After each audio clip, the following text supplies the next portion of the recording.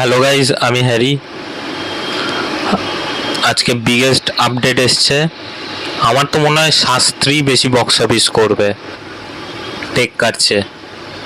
আর শাস্ত্রীতে মিঠুন চক্রবর্তী আছে, সোহম আছে।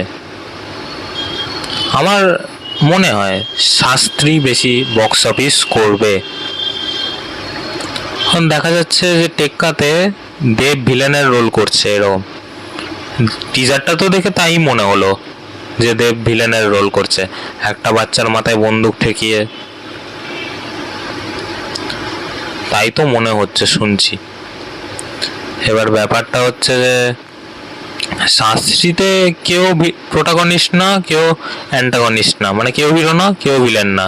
দেখা যাচ্ছে একটা জ্যোতিষ চর্চার ব্যাপার, জ্যোতিষ বনাম বিজ্ঞান, মানে কোনো সেখানে দেখা যাচ্ছে মিঠুন চক্রবর্তী একটা করাপশনে জড়িয়ে পড়বে। তার মানে তো এই নয় যে ভিলেন হয়ে গেল।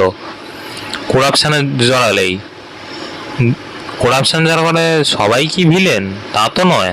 কিছু ভালো মানুষও আছে পৃথিবীতে, ভালোও আছে খারাপও আছে। তো টেক্কাতে মনে হয় না বেশি দিন থাকবে বক্স অফিস, যা শুনছি।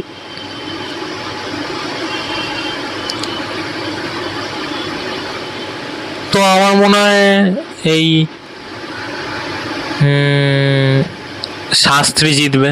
বহুরূপী তো আবিরের, ও ফ্লপ খাবেই। বহুরূপী যদি ভালো হয় টেক্কা হতে পারে, আমি গ্যারান্টি দিতে পারছি না, কারণ যদি দেখা গেল তাহলে তো ফেল হয়ে যাবো। সেই জন্যেই শাস্ত্রী টেক্কা দুটোই ভালো হতে পারে সমানভাবে। বহুরূপী আবিরের ফ্লপ হবে, আবিরের যদি হিট হয়ে যায় তাহলে ভালো।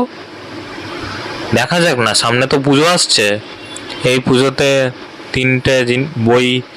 তিনটে সিনেমাই বাংলা রিলিজ করছে 8 তারিখ। তো দেখা যাক কোনটা ভালো হয়, যেটা ভালো হয় সেটাই দেখবো। ঠিক আছে ফ্রেন্ডস, চলো টাটা বাই, টেক কেয়ার, ভালো থাকবেন।